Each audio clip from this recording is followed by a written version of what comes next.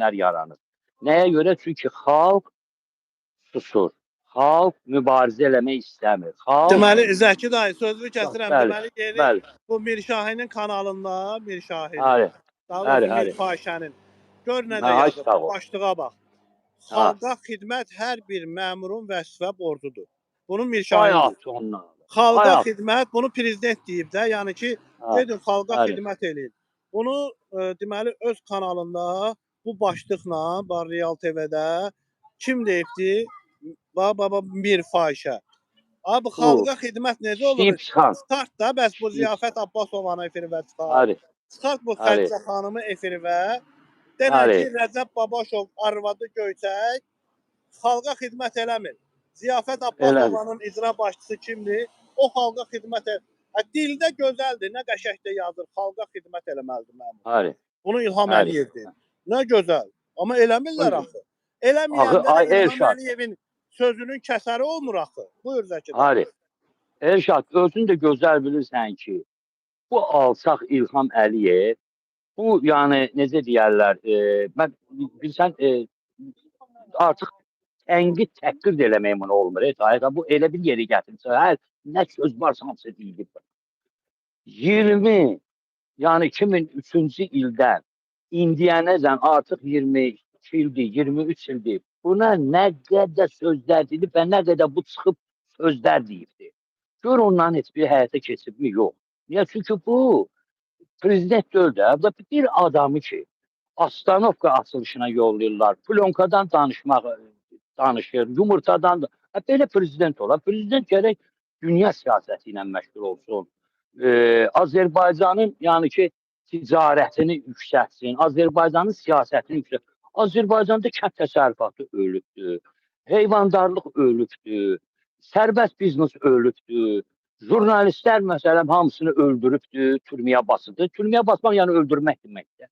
Yeganə Azərbaycanda kişi oğlu kişidir ki, qayıtıdır ki, ay İlham sən oğrusan, yəni sən bir qeyrətsən, zındırsan, onu da tutub basır türməyə. Bax da yəni ki, uşaq pulu yoxdur, qazilər 80 manat alır. Yəni bunu dəfələrlə sayırıq, yəni cəmaət banklara borc içindədir. Başa düşürsən? Yəni heç yerə gedə bilmirlər. 120 dənə Milli Məclisə deputat toplayıblar. 120-dən yuxarı. Hamısı lal, kar, kordular. Yəni xalqın bir dənə sərbəst işini görmək məsələsi yoxdur bunlar üçün. Əli Nağıyevdir, Kamran Əliyevdir, Vilayət Eyvazovdur, necə deyərlər, Bəylər Əyyubovdur, Fuad Ələsgərovdur, İlham Əliyevdir, Mehriban Əliyevadır, Altaydır, nə bilim, sadalarsız da qutarmır. Neyniyiblər Azərbaycanın inkişafı üçün, yeni texnologiyaların gəlməsi üçün. Məsələn, onda biz danışdıq o barədə, çoxdan düzdür, danışmışdıq o barədə ki, Azərbaycanda yeni, yəni ki, PPP-ların, yəni uçuşu üçün alimlər yığışıblar, yeni, yəni ki, aparat düzəldiblər. Gəlmir onları da hamısını Ramiz Mehdiyevin əmri ilə hamısını qoşub qovadılar ki, belə şey düzəltmək olmaz. Siz bacarmazsınız. Amma dünya siyasətində, dünya texnologiyasında Azərbaycanlılar gedib xaricdə iştirak edirlər.